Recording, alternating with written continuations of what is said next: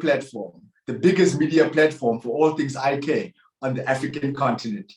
I'm your host, Obi Malope, an optometrist based here in South Africa, the motherland. And today, we are out in Nigeria with my good old friend, Dr. Chioma Mary. How are you today, Doc? I'm fine. Hi, Obi. I'm fine. Are you?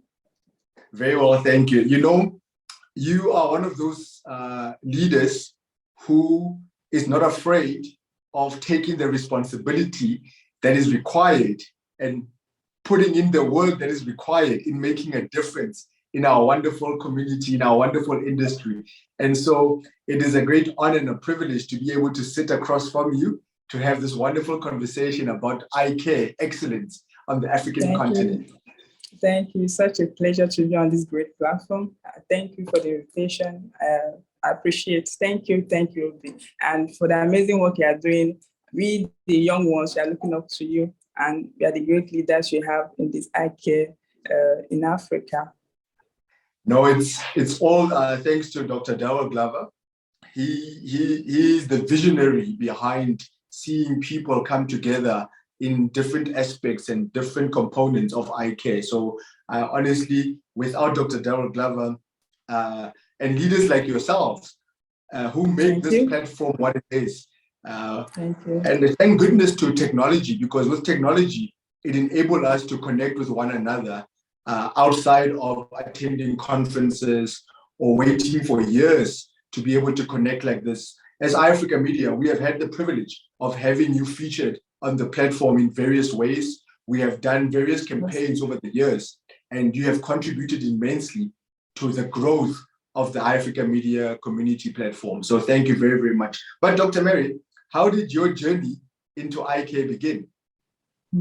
This is a great question. Okay, first of all, let me introduce myself. I'm Dr. Chioma Mary, a Nigerian trained optometrist, and currently I'm practicing in Togo. All right. So yeah, I'm practicing in Togo, not in Nigeria. Okay. So my eye care journey started in Madonna. But you're originally from Nigeria. Yes, but they gave birth to me in Togo. Okay. Yeah, sorry to disturb you. All right, fine. So my eye care journey started in Madonna University, where I got my OD degree, and I later progressed to for my internship in 2017, where I did I worked in a private clinic, and due to my stellar performance after them, they still retained me, and I did my NYSC with them until 2021. So I was working with the same clinic throughout that period after graduation. So 2021 was where the change happened. I moved to Togo for a more demanding role as the chief optometrist in one of the leading hospitals in Togo, headed by one of the finest African ophthalmologists, Dr. Wodeme Abraham. So that's practically my journey in eye care. Wow. Now, having to move from one country to another, or from one role to a new role, were you scared? What did you do? Of course, I was scared because I was scared because I knew it was a more demanding role. I never had such big responsibility, but I knew that it's not more than what I've done before. So I was challenged, but I was ready to take it and ready to also learn from the experience, because every opportunity or all challenges allow us to learn from it. So I was scared, but at the same time, I was still ready to take that challenge. Wow. What are some of the things that you had to learn that were new, that will enable you to adjust in your new role?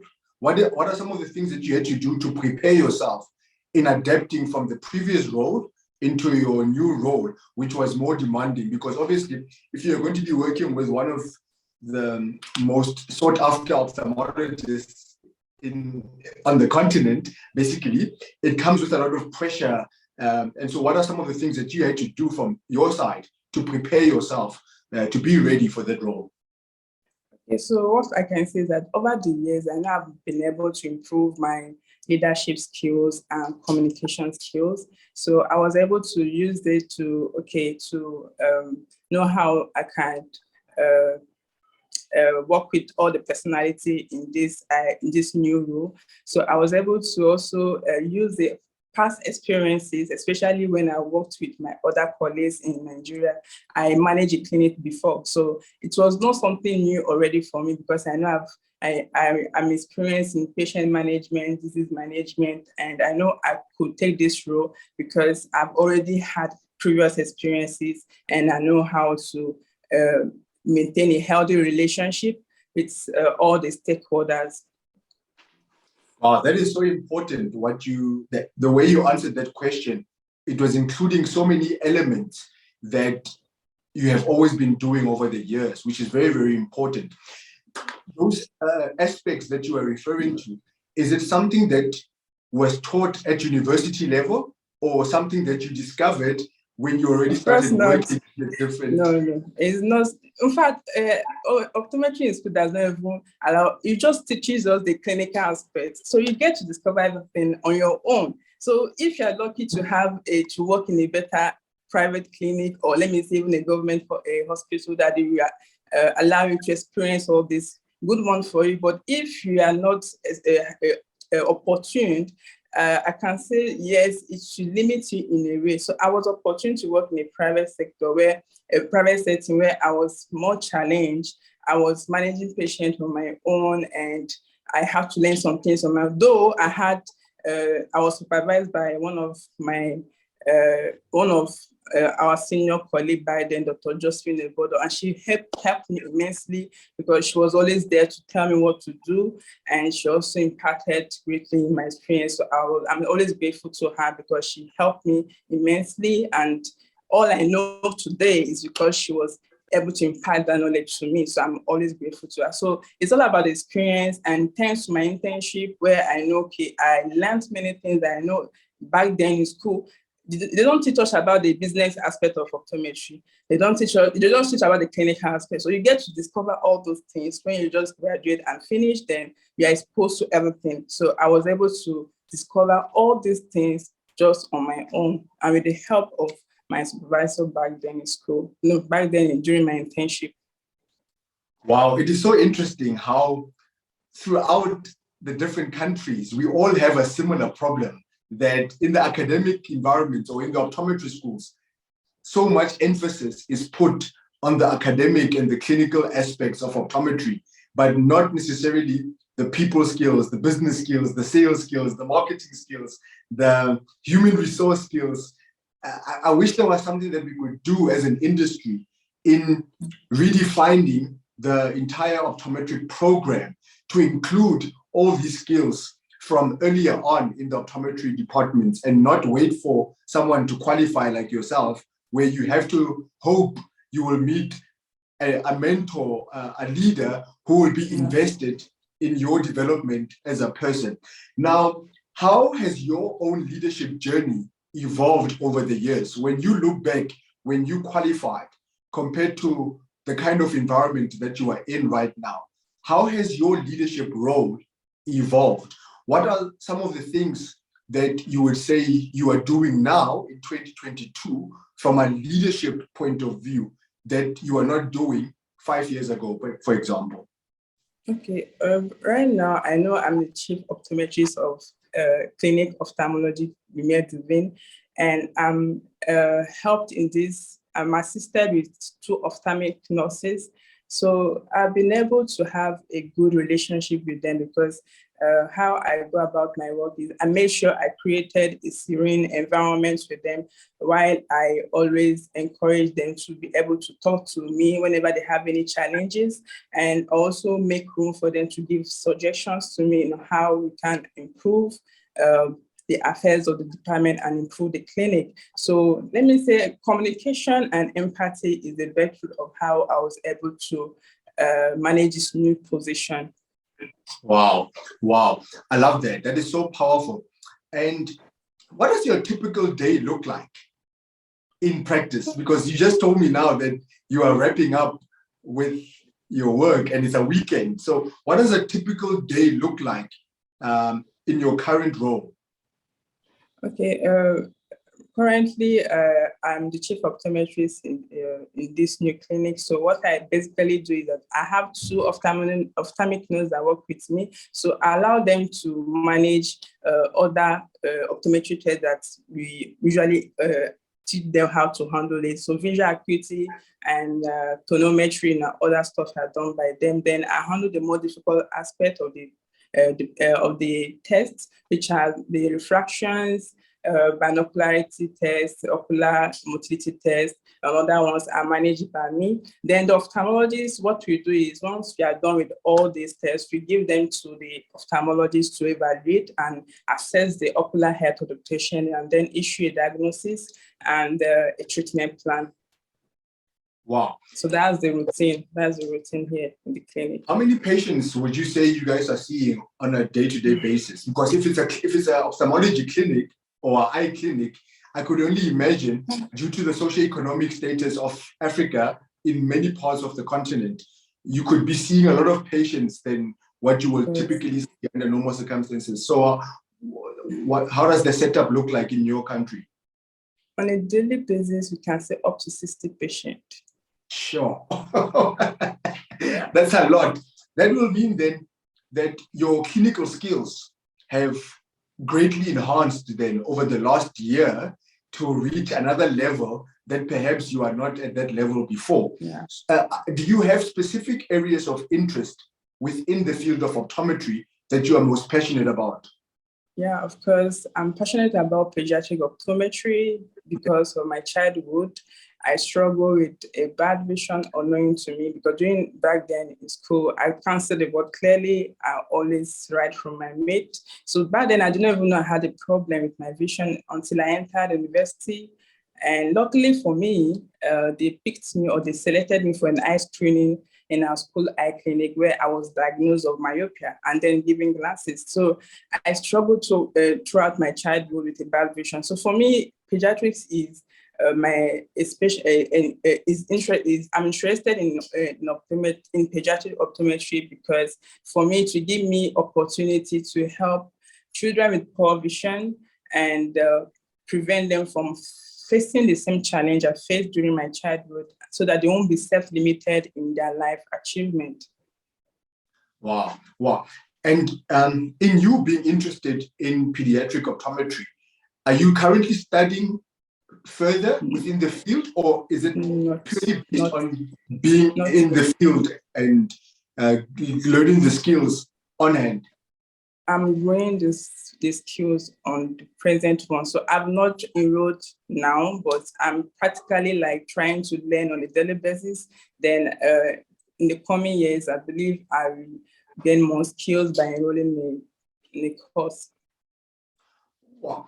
What is the most challenging aspects of your current role right now? What do you find most challenging and what do you find most rewarding? So the one aspect is, what do you find being the most challenging, and then what do you find being the most rewarding within your current working environment? Currently, I'm saying I'm enjoying every bit of it. I'm not having any challenge for the moment because the clinic has really given us all the support we need and the machineries we need to produce an effective work delivery. And for now, I can say I gain more from this current role because it has shaped me a lot. It has shaped me a lot, and it has even geared me with more skills for more challenging roles. Wow.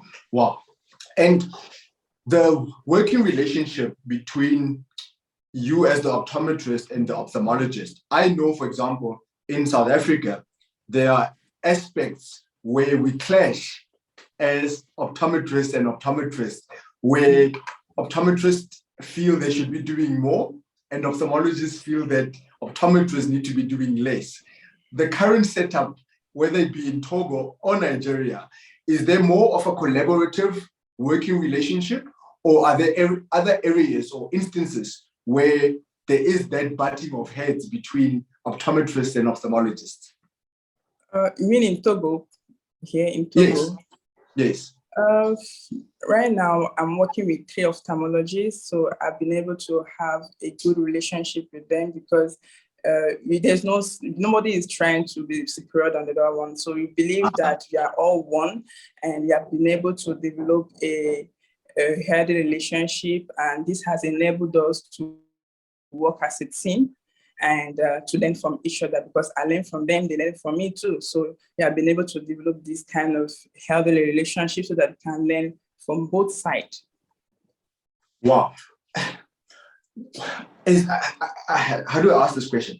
Was there ever a time where you guys had a difficult case within the clinic, and what is the process involved in sorting out very difficult cases where patients are frustrated that they feel that they're not getting the necessary help that they deserve or that they feel that they need? And how do you guys go about managing difficult situations within the clinic? Okay, what I can say about that is our aim goal is to enhance all our patients' quality lifestyle by solving their eye concerns. So what we try to do is to explain to them the importance of the eye treatment and eye medication. So we don't just go about giving them treatment without explaining to them why they need such medication or such eye treatment. So we make sure you explain to them the importance of this medication or this treatment plan so that we can get their full involvement and compliance. So even if you have those clashes, we try to come as one to understand and how we can manage this problem and go back to the patient and make sure we educate them and explain to them, okay, why we choose this treatment plan. Because yes, we give them our own choices, why they need such treatment, but it's also explain to them so that they won't really just go tomorrow and say the doctor just gave us this treatment without understanding why they issue such treatment to us. So we make sure you explain education and communication. You make sure you explain our treatment plan to them so that they will get involved. Wow, that is very powerful, and I think it's something that we can all learn, that we should not be quick to be prescribing spectacles, contact lenses, or doing surgeries. The most important thing is, does the patient understand what's wrong with their eyes? Because like what you're saying, if the patient has a better understanding of what's wrong with their eyes and what is involved in managing that problem, you will have their buy-in. And once you have their buy-in, it becomes easier then to manage them with whatever solution that you have recommended is best for them. And I think you keep on highlighting the aspect of patient education, which is very, very important. And I want to encourage everyone that is watching this that don't rush the process of educating each and every single one of your patients, whether it be someone who is wearing glasses for the very first time or someone who is been wearing glasses for over 10, 20 years. Patient education is very, very important. Now, on that topic, I've seen you over the last 2 years being proactive on social media. It's as if you have taken the platform of social media, whether it be Facebook, whether it be Instagram, whether it be LinkedIn, of building content that is very educational for patients. How important is it for eye care professionals to be on social media platforms? And why did you specifically position your brand as an educator of the eye on different social media platforms, especially LinkedIn?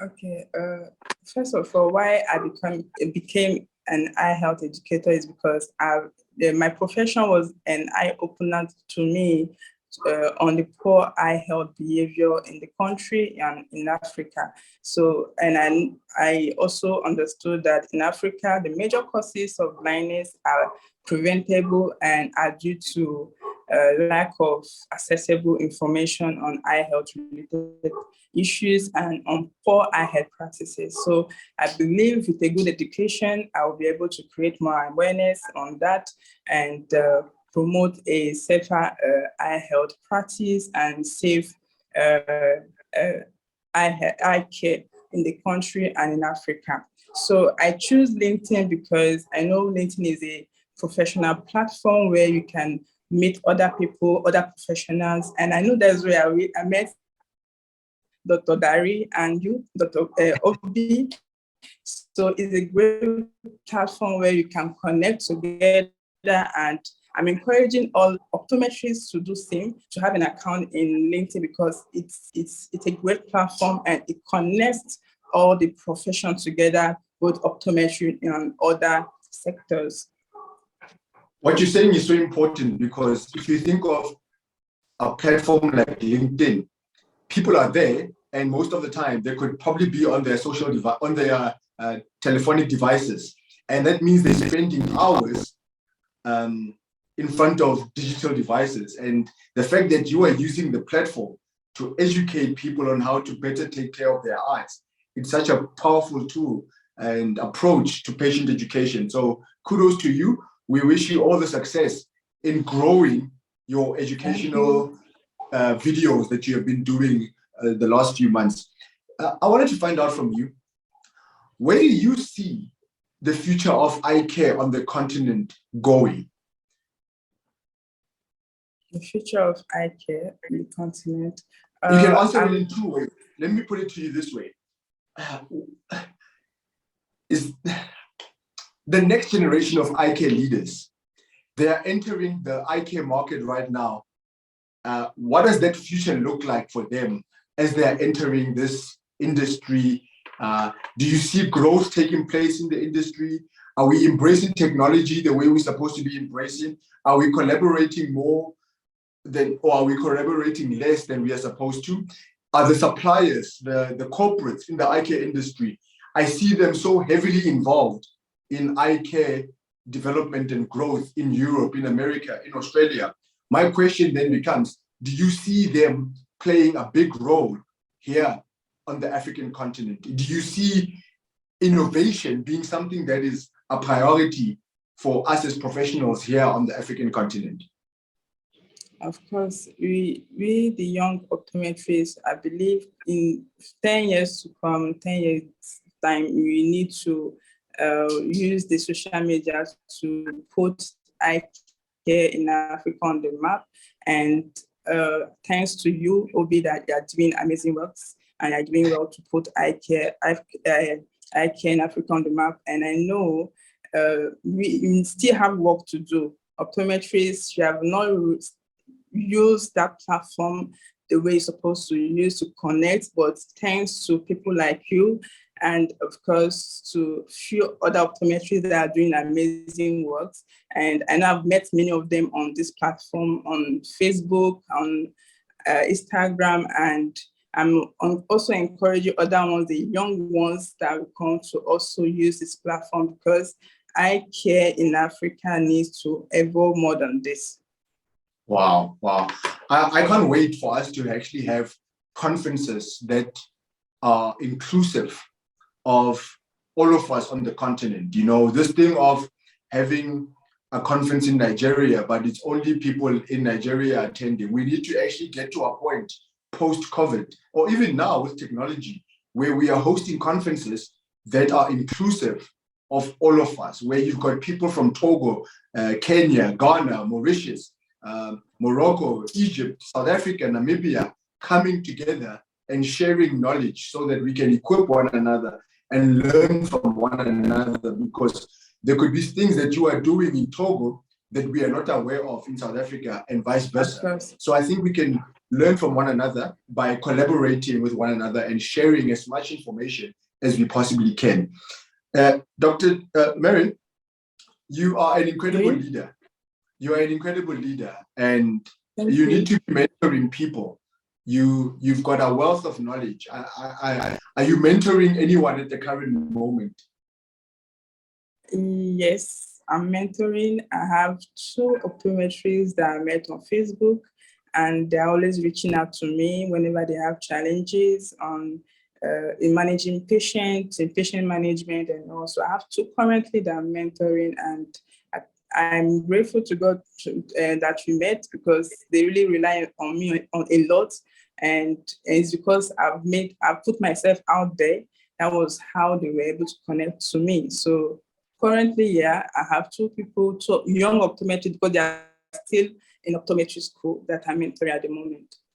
Wow, that is very, very good. Mentorship, because you were right at the beginning of this conversation, you mentioned how mentorship played a role in helping you navigate the eye care landscape and carve out a particular journey for you. So it's so good to hear that you have taken on that responsibility as well of mentoring the next generation of eye care leaders, because I think each one must reach one. That's how we will grow the industry. That's how we will make sure that the next generation of eye care leaders are better than the previous generation. Where can people connect with you? What are some of the social media platforms that you are on that people can connect with? I am on LinkedIn, Facebook, and Instagram. So my username on LinkedIn is Dr. Chioma Mary. Then on Facebook is Chioma Mary. And on IG, Instagram is Dr. Chioma Mary. So you can connect just with my name. You can just connect with me.